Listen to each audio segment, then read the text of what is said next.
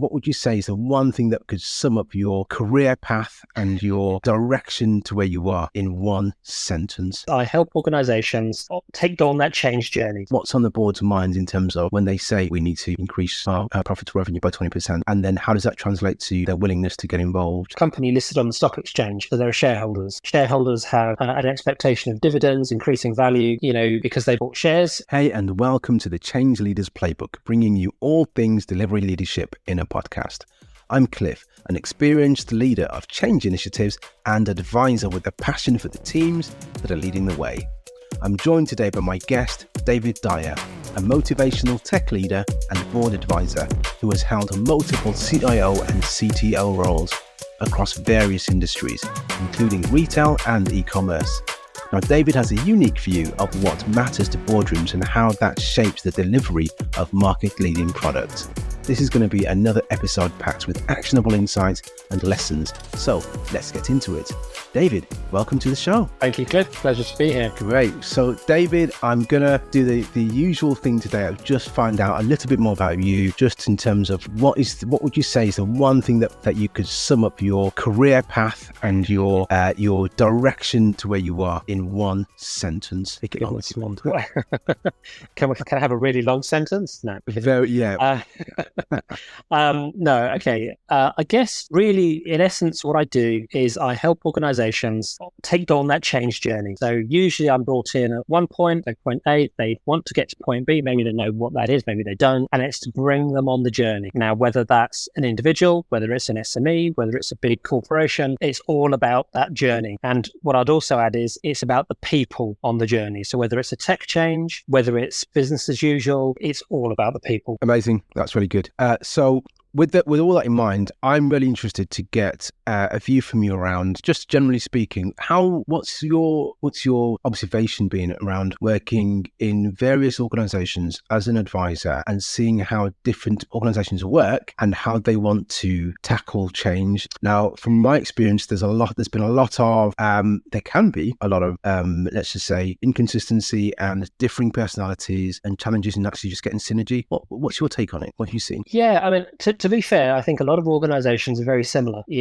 People, because it's not an organization thing. This is why I said at the beginning, people, it's a transformation and a journey that people go on. People are in organizations. People are part of the ecosystem of organizations. Yes, we use technology, but it's people, process, technology in that order for a reason, because if you don't engage the people, it's not happening. And so pretty much all the organizations I've been in, the key differentiator is the people. And as leaders, as boardrooms, what we have to do is create that vision that's clear, compelling, understandable, sell it effectively, communicate that to the wider business. We call it stakeholders. We call people, they're just people, right? We call them stakeholders, but they're people. So we communicate this to the people, both who are working for us, who are our customers, who are our suppliers, everybody in that ecosystem. And what we have to do is get them on board. Now, something that's a change, that's changing ways of working, changing our products, changing whatever it might be, there will always be some people who are resistant to change. And so what we need to be doing is having that clarity, having that understanding, getting the engagement. And how do we do that? It's communication. So the difference is, to go back to your point, always bring me back on point, because I go off on these tangents, right? So always bring me back. But the challenge and the difference is in how the message is communicated. Is it communicated? Is it clear? How are people engaged? Are they even engaged? Is it something that we're doing with the business? So business transformation, digital transformation, is about changing the way people work. It's not about putting in a new system, even if we are putting in a new system. Because do we do it with the business, or are we doing it to the business? And I don't want to steal your thunder for later on, but because we'll come on to that, where do things fail? But if we do it with the business and we engage the people and we bring them into the process, and we are doing it yes, there's a core team. Yes, there's a core, governance structure. But if we're doing it together, it's like if you and I were doing something, an activity, and we were talking and we were communicating, like this podcast, right? And we got to the end of the podcast and we released it. And, am I going to say, oh, it's terrible? No, because we did it together. If you just recorded me saying various things and then put that out as a podcast or, whatever, am I going to say, oh, that's great? Well, maybe, depends what I said, but I might get really upset, I might get angry, and I might get really protective because you're taking away something from me. And it's exactly the same. So what we have to remember is we're dealing with people. People are emotional. People have feelings. People, particularly at work, build up their own empires and their, areas of influence. And if you come along starting to change that, depending on who they are and where they sit, etc., you will get various levels of resistance. And the difference that I found in organizations is always in the people. Yeah, I mean, it sounds, and it sounds it does sound a very straightforward response, but it's one of the most complicated things to master. And I don't think I'm fully there myself. So it was a journey. So case in point is that you mentioned people. So the people could be the users who you would never even know. So you've got to find out more about them. Could be. Well, yeah. And that's another topic even in itself, right? Another, talking point. Your core stakeholders, your more senior stakeholders, the people that work for you or with you. And then you've got to think about the other element that you just mentioned about people is the people are not always just the person that you see suited and booted or playing that role. That Absolutely. person has multiple roles. They're a family person, they're Absolutely. a child, they're a son or daughter, whatever it is. And they're going to have real feelings outside of and it changes. Initiative. It changes indeed. It's transient. And it's a good point. I'm always having to remind myself that. So thank you for raising that, because those the people are just not the title, right? They are the human whole self. Absolutely. And when you mentioned the users who we never even get to meet, and actually we need to meet them, because if we're making a change, that is the point. It's not top down diktat, do as I say. I mean, to a degree it is, because let's get real here.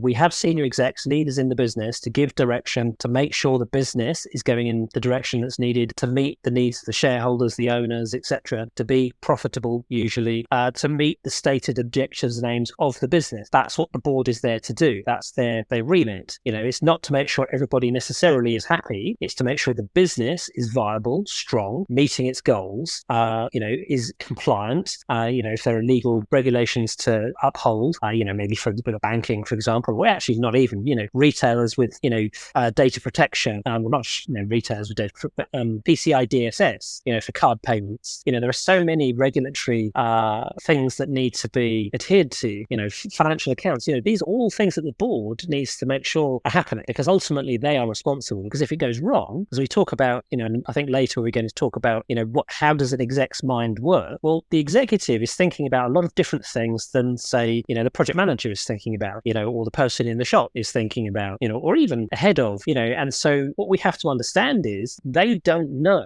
and I've sat on the board, so I know this, we maybe in a long distant past, we've all started somewhere. And so we have an inkling for many roles, so in most of the retailers I've worked in, I've been to stores, for example, or when I was working for an FMCG, I've been to the warehouse. So I've been to so many warehouses, and I've never worked in warehousing, but as a leader, as a program leader, as somebody making change, as a director, I've been to stores, I've been to warehouses, I've visited suppliers. I haven't yet talked to customers, but all these different groups, we need to be talking to them. And that is one of the key differences, and I'm jumping the gun slightly about, because I know we're going to come on to it, but how and what factors do you look for, the kind of the green and red flags in terms of change? So change programs, how do you know it's going to work or not? Well, one of the ways is right at the beginning, when we're talking about these things, we're talking about a change, or not even a change, just direction of the business. How do we communicate that out? Who do we communicate it to? Do we actually just talk and not listen? Are we actively listening? Are we taking on board the feedback? Not necessarily to change our minds, but to take it into account. And if we are listening,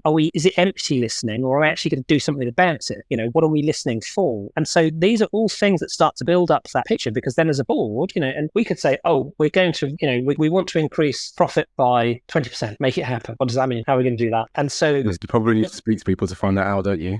exactly. So I remember I was at one client, and I went to visit a store, and firstly they were extremely surprised that somebody from technology and business change had come to see them, because they'd never been visited by anybody from technology before, which I found astounding. But anyway, so they were like, okay, what do we do with you? Okay, so I'm saying, tell me about your work, your daily life. How does the technology in store help or hinder you? And once they got over the shock that I was actually asking for their opinion and I wanted to know for real what was happening, they started to tell me. But you could see the skepticism in that they didn't expect anything to happen. And so of course I thought, okay, fine. So you've told me, great. And I then spoke to other stores as well, because I was doing lots of store visits. But I went back to head office. I went back to the team. We gathered some more information, and then we started fixing things. And then I went back to the store to see how it impacted them, the changes that we'd implemented. And they were delighted, absolutely, because they'd got changes and fixes and things were better, but they'd been listened to and we'd done something about it. They felt valued. And that's why I say it's about the people, because the technology in itself isn't going to make the change. The people are. And so it's about how we communicate, how we engage. We talk about productivity. Why are people not productive? Because they're not engaged. And it sounds really simple. And on some levels, it is. But if we can get that communication right, if we can get the engagement right, we solve a lot of problems. That person who is really vociferous and anti whatever we're doing, bring them in, get them engaged, talk to them. Why do they not think it will work? Understand, listen, take that feedback in, get a bigger picture. I'm not saying just do what they say, but take on board their concerns, their fears. Why? Maybe they've been in the business for 20 years and they've seen this happen multiple times, and they have seen programs, changes fail multiple times, and maybe they actually know something really valuable, but they've become cantankerous over the years, cantankerous to you and I. To them, they're perfectly fine, right? But listen to them, bring them on board, talk to your customers. If we're making a change, is that going to benefit? What is it going to deliver? We see so much busyness. We have the idea from on high, and to be fair, the board doesn't know the detail. They don't need to know the detail. They're setting the vision, they're setting the guideline, they're setting the direction and pathway of the journey. That's what the board is doing. So you mentioned a few things about the board, so almost at a high level, of course. I'd really love to get into that more as well, because sure. You clearly outlined how you get into the customer's mind or the user's mind, and that could be an internal user or whoever. Where do you think the board sits in that space? Do you think I've got a view myself, and I kind of think that boards should take a bit more, depending on where they are and the type of industry, involvement in the end users, and that probably doesn't happen that often. I've not sat on boards in the same way that you have, but I've met a few board members, and there's some examples that I've got which have been really good in terms of how successful they've been. What's your view, and what's two things? What's on the board's minds in terms of when they say we need to increase our profit to revenue by 20%, and then how does that translate to their willingness to get involved in the actual user and get close to the customer at a reasonable level? Yeah, so the first one, it's financial. So it's either because it could be a company listed on the stock exchange, so there are shareholders. Shareholders have an expectation of dividends, increasing value, because they bought shares and they want the value of the shares to go up. That's the nature of it's not complicated. You have growth companies, so they'd be looking for growth. You have stable companies, so typical blue chip, say, I don't know, Shell is a traditional BA, traditional big blue chip company who they're not growing, not really, but what they are doing is they're paying out substantial dividends. So profitability directly leads into either growth, because you're able to then invest more in your business and then you can grow through investment, and or it leads directly to dividends, which then get paid out to shareholders, and then the shareholders happy. Mm-hmm. If you can do both, happy days. So the board is very focused, if they're a listed company, on keeping the shareholder happy or shareholders happy. If it's owned by an individual, or it's privately owned by a number of individuals or private equity, it's a similar thing, but just not listed. So it might be a high net worth individual owns the company. It could be a private equity company. What do they want? They want growth. They want value creation. They want dividend, because typically, if it's a high net worth individual that owns the company, that dividend is going into their pocket. So they're growing the company, they're growing the value, but that money is their money. So the board is very much focused on delivering the value as set out by the owners. Because remember, they're two different things. The board does not own the company. The owners own the company, whether they're shareholders, whether they're individuals, family offices, PE, whatever. And so the board's duty is to make sure the company is legally, not running risk of falling foul of legality and, its legal obligations. Its duty is to the owners to be profitable. So their mindset is, we need to keep control of costs. We need to maximize revenue, because we're looking at gross margin, and we need to make sure we mitigate risk. And they're the levers that they're looking at. So everything that the board does is looking at how can we manage and maintain and cut cost? How can we maximize revenue? Because that gives us our margin and therefore profitability. How can we mitigate risk? That's it, And so, yes, there are nuances around that and how we do that and lots of detail, but broadly, that's it. And so how involved are they in the day-to-day? Well, it depends on the size of the company. In huge companies, they're not. And to a degree, they can't be because they have so many things and calls on their time that they can't possibly. And that's why we have a hierarchy. But as the company gets smaller and smaller and smaller and all the way down to startups, if you've only got 5 of you, right, and there's one who's the CEO and one who's maybe a CTO and, maybe that's it in terms of board level, you're very close to the users, you're very close to the stakeholders. So you are definitely involved. But as you get bigger, you can't possibly be. But what the board can do, because, I'm sure you've been there where companies have had, company away days or company conferences or, town halls perhaps, where senior leaders who you rarely see on a day-to-day basis will stand up and present the vision. Maybe it's a digital change, maybe it's the quarterly review, whatever it might be, will present things to you. And so what is vitally important when you're going through business change is that the board is front and center, is visibly supporting the change and is giving backing to those who are involved on a day-to-day basis. So when we start to set up the governance, you can't just say, okay, we need to do this. We're going to make a change. Yes, here's the money to make this, I don't know, a new ERP or whatever it might be, just picking some technology out. Yeah, we're doing this thing. Here's some money. Go away and do it. Tell me when it's done. No, because that's one of the pitfalls. If you do that, it becomes disconnected. And so what we have to do is, and what I do is, so one company I was brought in to work with the board as basically their go-between between them who were too busy, basically. It's not that they weren't interested. Let's not make that mistake. They are interested, but they're too busy. They have other priorities that they need to look at. So I was there supporting the board to oversee this digital transformation program. So it was a WCMS implementation across 4 or 5 of their brands. So a really big deal to this business. And they had a program team, they had a program board, but I was there as a board level member to be sat on that board, to be the face of the board, to make sure that the program team and the program itself were delivering what the board required, and then work with the board and be that interface back to them to say, okay, is it going to deliver what you think it's going to deliver? So to answer your point, it is about making sure we retain that connectedness. And if the board gets too far away, we need to work out ways of getting them back or providing that interface back in, because what we have to do is to maintain that that line of communication, because it's about the hearts and minds. Again, it's one of these cliches. We have to win the hearts and minds. But it's true, because we're dealing with people. The people, if you will, at the bottom need to feel engaged. They need to be engaged. It needs to not be a sham. And so the people at the top need to show it and prove it. Do as I do, not what I say. You've got to walk the walk. I agree. And that's why I look at some leaders at a, maybe a different level. I read about Sam Walton, who started Walmart many decades ago. They are currently, if not the, or still one of the highest revenue businesses on the planet. He, as the company was scaling, he used to dedicate time to go to one of the stores and literally stack shelves, literally speak to customers, literally find out exactly what's gone on the floor. Now, I'm sure he couldn't do that every week, right? But he made time every now and again to do that. And I think he got some valuable insight, and that helped him to understand the difference between what he's requesting at the board level versus what is actually happening day to day. And I suspect he gained a lot from that, and the business thrived as a result of that and scaled a lot. So there's a balance, because you want your boardroom to not be dealing with day-to-day problems every day, because then they can't do the rest of their job. There's a balance that needs to strike, and it's tough, right? Yeah, exactly. And I think it's, one great example is from Semco. So it's a Brazilian company in South America, and this is going back a while, so this is not a new thing. So in the early mid 80s, Ricardo Semler, he's actually well known now and well established business transformation guru. Basically, he grew Semco from I think it was, if I remember the figures, it was something like $4 million profit to $212 million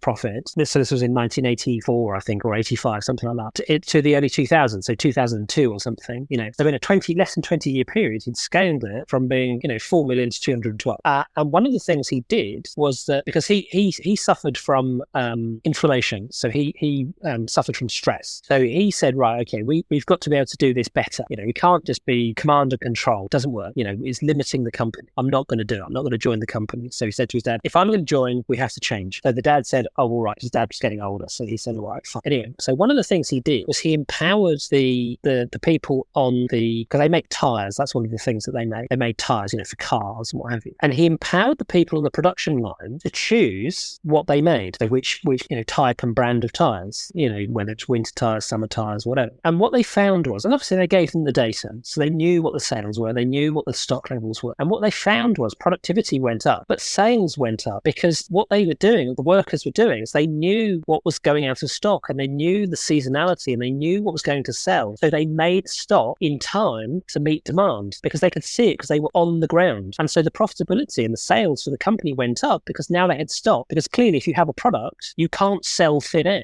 So if you were selling a yellow t-shirt and you had none on the shelf, well, you can't sell it, can you? So what the workers were doing was making sure they had enough stock at the right time, the customers could come in and buy it. And so it's things like that. It's this guy in the store who nobody had been into the store. He had lots of problems in that store, and he wasn't the only one, right? He was an example of many, many stores in the estate. But by going there, talking to them, doing their job, understanding their, and this is why I said right at the beginning, the end users, they're exactly the people we want to be talking to, because they're the people doing the job. And what we need to understand is, what are your blockers? And I think when we spoke previously, I told you about this example about one company I was in. There was a lady, the example. One lady, they said she was lazy. She really wasn't. She didn't have the tool for the job. I got her the tool for the job. It was a laptop, very expensive laptop.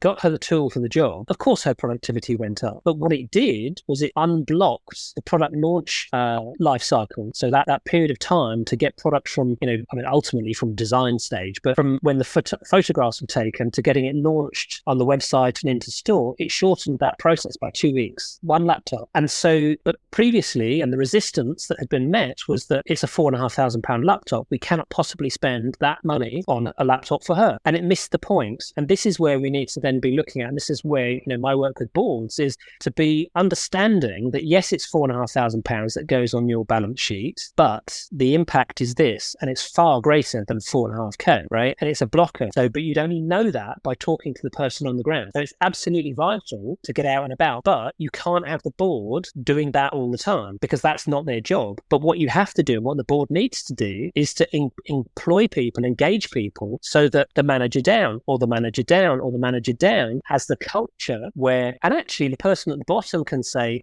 the bottom, this is a blocker. We need to do this because it's going to hit, like the people at Semco, on the production line. They empowered the people on the production line to make decisions within a framework, of course, but this is where we need to get to, where we are engaging and empowering people, treating them basically like adults, because, you said it earlier, the title doesn't matter so much. The level doesn't matter so much. How and where do people get involved? Everybody in a company is important, because it's an ecosystem. It's all together. If I start taking bits out and I take out a lower level, can we still be as efficient as with them in? Maybe, but I would argue probably not. That's not to say you can't reorganize, and you can't, some people will naturally go, some people need to be exited, other people will be brought in. But it's understanding that everything works together and nothing is done in isolation, and so a lot of my work is not just in that technology silo. We will talk of verticals, and we have the technology, we have marketing, we have sales, we have whatever. Actually, yes, and we need that depth, but we need that broad view across. And so what the board needs to do, and is to have the voices in the board that can go across the business as well, because it is an ecosystem and it is all bound together. And, a bit like the butterfly effect, you make a change here, so the one laptop here, the ripple effect was that it fixed a bigger problem that maybe they didn't even understand it was there. They didn't know that you could shorten this process by 2 weeks. Nobody at board level said we need to shorten the process by 2 weeks, but that was the consequence of doing the thing. And so that's what I'm talking about, is that yes, you've got top down, but you need to encourage bottom up, because what you need to do is you need to encourage and enable your people to thrive, and you need to give them the environment in which they can take some decisions, they can be engaged, they can have a say, and that they're listened to. And this is day-to-day operations as well as change, because if you do that, then you'll get better productivity, then you'll get better results, faster, quicker, cheaper. I'm sure we're going to talk about, the typical signs that a program project will fail. This ties into that, because when your systems break down, your ecosystem breaks down, that's when you get problems. That's great. Wrong. When you were speaking, it just reminded me of the fact that there's still a lot of buying that needs to happen in project teams or scrum teams or program teams, because they're still quite far removed from the more senior leadership. And what you might find quite often is there's a disconnect between what the priority is at the boardroom versus what the project objective is and what its perceived outcome is meant to be. Have you experienced that? And if so, what have you done to sort of close that gap and close the loop with the teams? This happens on every single change initiative. This is like change 101. This is communication. So these are all the things I talked about before. It's the vision, it's the communication, it's the engagement, it's the doing it with the business, not doing it to them. It's things like, goodness, the number of initiatives I've seen where senior leaders have said, we need to do X, whatever that might be. And typically it's system related. So change and upgrade, whatever. And it's like, there you go, technology team, you do it because it's technology, right? You deliver it. Yeah, you're smiling, you know this.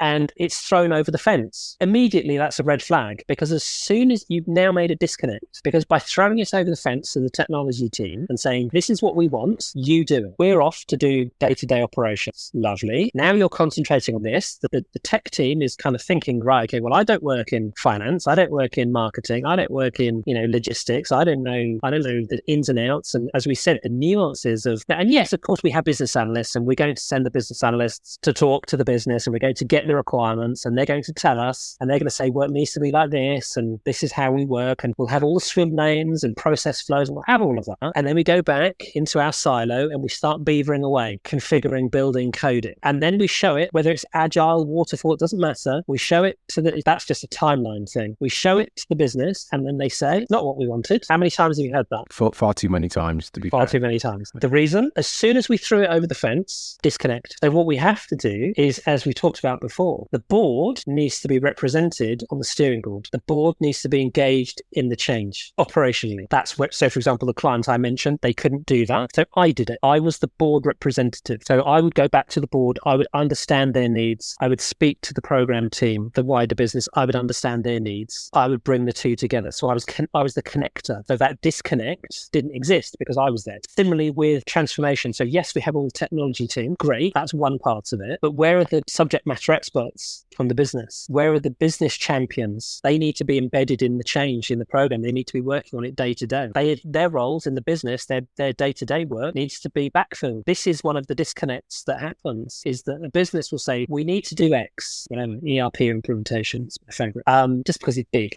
So we're implementing a new ERP. Off you go. Yes, maybe we have an SR, maybe we have some consultants. Great. Maybe we have some people there who know their stuff about the system and finance and what have you. Great. But they're not the finance people in that company. So what we have to do is we have to take key people out of their day jobs and put them in the change, so that the change is happening business-wide. It's not a technology change. It's a business change, digital, as we call it now, And so that is the key thing. So we have effectively the change is like a mirror company, because we have all the functions within the change function. We have technology within the change function. We have board level leadership within that change function, because then when we land it back into the main business, it's not been done to us. It's not been thrown over the fence back into the business to say, here you go. It's been done with trusted, respected people within the business. Now, are they going to say it's rubbish? No, because they've been working on it full time. That's how you win. Yeah, absolutely. I totally concur with that approach. And you're kind of getting into cross-functional teams and overarching business agility as well. It's an ecosystem. Yeah, indeed.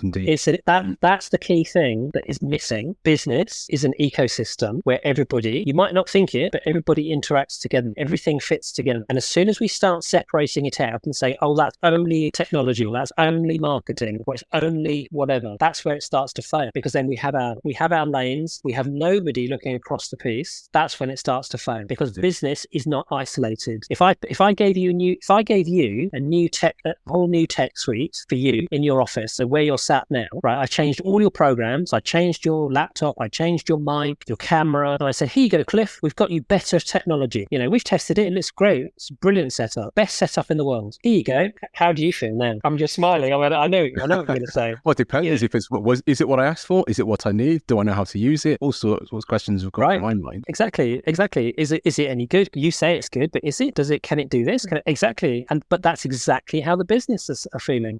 And so imagine now the scenario. I said, right, Cliff, and you've said to me, my kit is old. It doesn't do all the things I need it to do. Actually, we need to refresh it. We need to upgrade upgrade it, because then I can be more productive. Now I can do, more podcasts. I can create more output and outcomes that will benefit the business, right? So we say, okay, let's work out what that looks like. And we say, come on, Cliff, come into the workshops. Let's work that out. So you're part of the solution. Now, I'm not asking you to do all the detail. I'm not asking you to select the actual camera or the actual laptop or to spec up the memory or whatever it might be. That's the details. Yes, technical people can do that. But if I engage you and I bring you involved, and then all through that process, I'm saying, okay, so look, this is what this camera looks like. And this is what a different camera looks like. Which do you think is going to suit your needs more? Is it this camera or this camera? And you're making choices as we go. And then we go through that process. And then I say, here you are, Cliff. Here's your new kit setup. How are you going to feel? Oh, clearly much better. Well informed, engaged. Exactly. Obviously, we train you. Absolutely. Exactly what you said. It's my solution. Yeah, we co-create. Bingo. We co-create. And now, if there was another person in your team who did the same job as you, what are you going to say to them? Well, I'd want them to have the same experience as me, clearly. Exactly. And so you're going to say it's brilliant because this is something that I've co-created. Yep. That's what we need. That's what we want. So that people like you, people like, me, whoever in the teams are then the evangelists for the change, because you were part of the process. It's your solution. It's not my solution. If I do it to you, great. Sometimes it works, sometimes it doesn't. Maybe you'll be happy, maybe you won't. Maybe you think, actually, it should have been that camera, not this camera. Actually, I don't like PCs. I prefer Macs, But by engaging you and making it a solution that we build together, you're happy because I'm now listening to you, because and I'm giving you some choices, we're working together, you're bought in. And that's what I say. If you were the most resistant person, you said, no, I can't possibly change my camera. It's the best camera in the world, right? So you're absolutely the person I need to bring in, because I need to show you and prove to you, so why can't you change from this camera to these other ones that are better? Why are they not better? Because maybe actually, and we don't like to say this, maybe you're right. Maybe your camera is better, and these newer ones, for whatever the reason, they're not the solution. Because we like to be busy, we like to do things, we like to have our pet projects, we like to be continually evolving. Sometimes that's not the right thing, because what we haven't discussed is what we're doing actually delivering the outcomes, the outputs that deliver the outcomes that we need? Because it's easy to be busy, but are we doing the right things? We talk about moving the needle, it's another cliche. Is it moving the needle? Is it giving us what we need? Or are we just being busy because somebody said, we need to change, we need to fix this? Do we? In what way? And that's the other part of it. Because we talk about where things go wrong, it's because we're changing things just because AI is a great one, just to keep it really fresh and on top. AI is amazing. It can do already some incredible things. Is it going to be something that has multiple use cases? 100%. Is it something that many, many businesses are going to want to be using? Absolutely. Are lots of businesses wasting many, many hundreds and hundreds of millions of pounds and stuff that they don't need in AI? Yes, absolutely. Why? Because they don't know what they need. But we need to do AI. And this is something that, I was reading a paper the other day actually about, I think it was in the US, but it was with VCs and PE companies, where they've suddenly realized that a lot of companies have been spending many, many hundreds of millions of pounds and dollars on things that aren't actually delivering what they promised, because we don't know what we're delivering. There is no outcome and output. We haven't defined it yet, because we've rushed ahead into doing, and we haven't spent the time to work out what is it we're doing, why are we doing it, what do we think it's going to give us, and is that what we want and need, and what our customers and our users want and need? So do you even need that camera? Maybe your camera is absolutely fine. Yes, there are better cameras, but for your role, maybe that's perfectly fine. And again, so if I don't ask you, how do I know? Indeed. And it comes back to that ecosystem where we're in it together. And so everything we do has to be with that in mind. Fantastic. That's great. So it's funny, as you were speaking again, there's so many things that did come to my mind.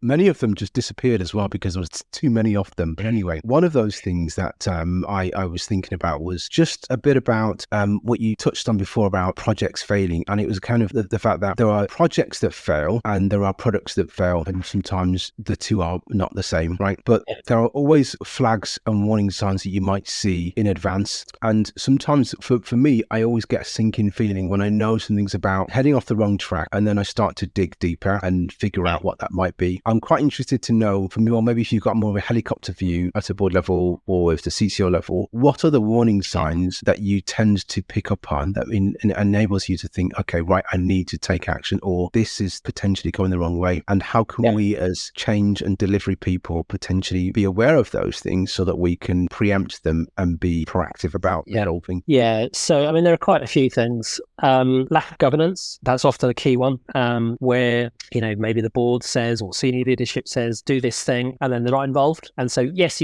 maybe you have cross-functional teams, but if the board isn't involved, how do you know the board's going to be happy?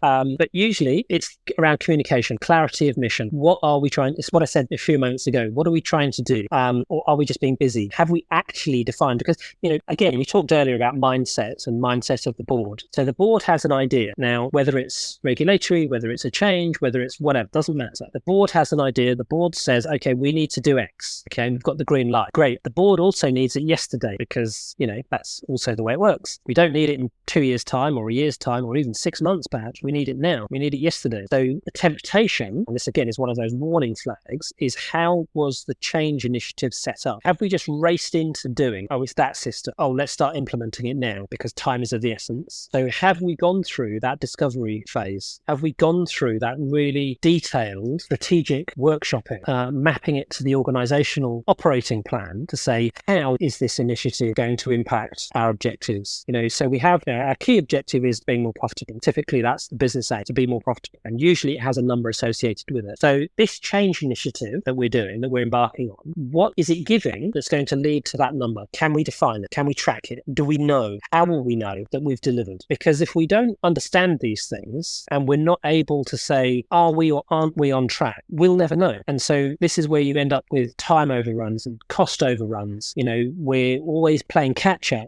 I heard this the other day. It's not an example of mine, but it's a great example. So I'm going to use it. And if the person who said it hears this, he will know that this is his example and it is from him.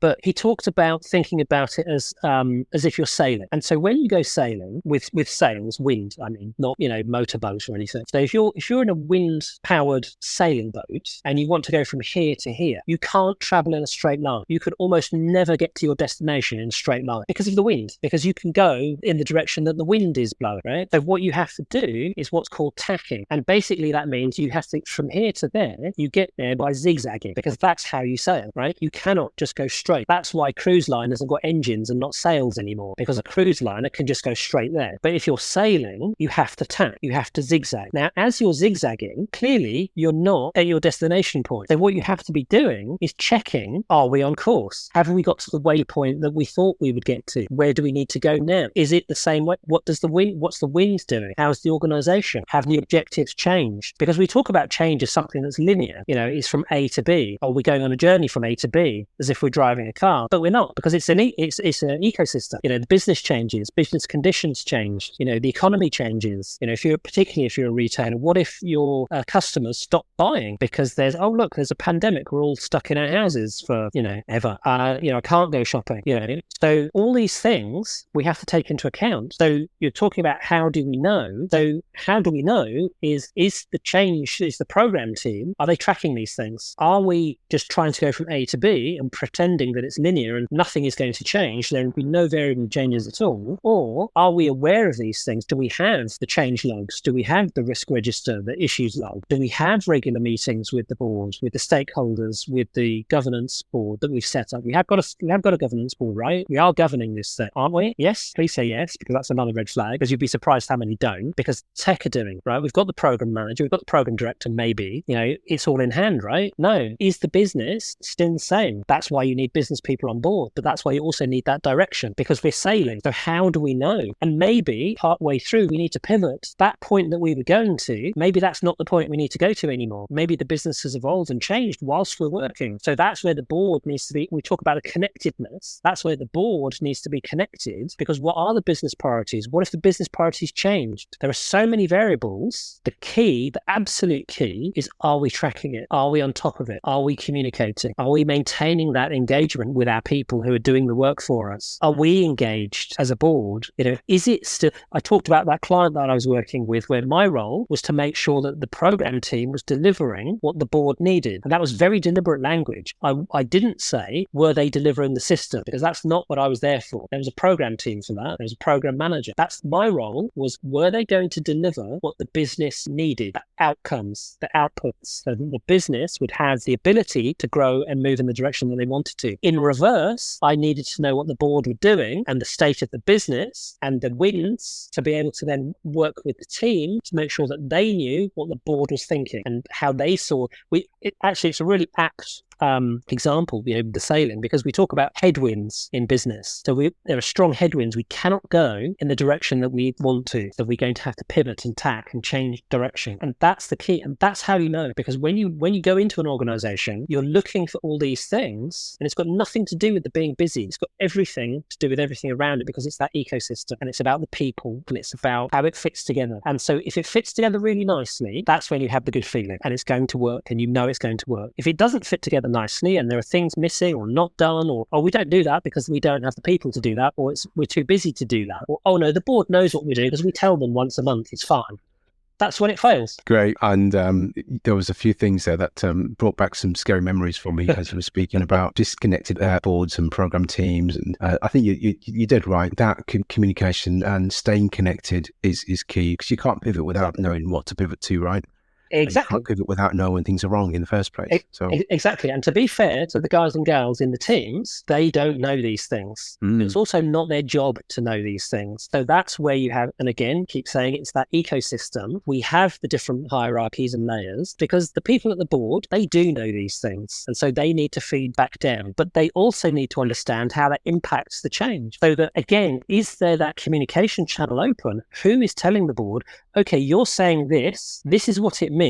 Maybe we need to change what we're doing. Maybe that's going to take more time. Maybe it's going to cost more money. But it's about having that conversation and creating that environment where that conversation can exist, so that people feel empowered. The people in the team can say, that person who's sort of, the cantankerous, grumbling person, that their voice counts, because I don't know everything. You don't know everything. The board doesn't know everything. That person who's the cantankerous whatever doesn't know everything. But together we do. We know much more. Maybe not everything, but we know much more. And so again, I keep going on about the people together, working together, having that connectedness, communicating, creating that environment of trust, creating that environment where people can doubt and say, hang on, this isn't working. This isn't going to work. We should be thinking about doing it this way, encouraging and enabling those ideas to come to the fore. They're the things that I look for, because they're the things that will make sure that your initiative, your change will be a success. And when it's very rigid and structured and linear, and we go from here to there and just get on with it, that's when it fails, because it's an ecosystem. Things change. Things are always changing. If I asked you about your business a month ago, is it the same business with exactly the same people doing exactly the same thing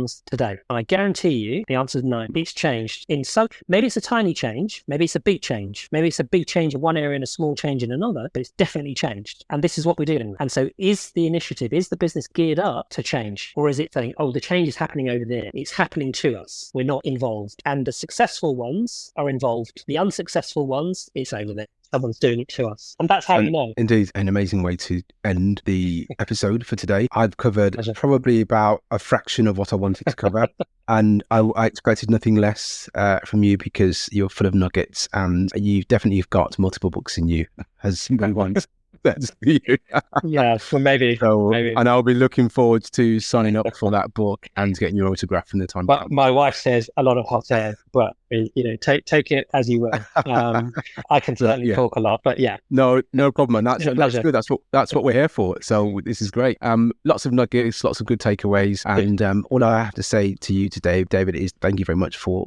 Thank you for having me. Absolute pleasure. Fantastic, and for everybody listening and watching, you'll get more on David in terms of the notes and comments later on down the line. You can also contact me on changeleadersplaybook.com. You can get the newsletter with even more information about David and more besides. Other than that, that's it for today, and thank you very much, and I'll see you on the next episode. Bye for now.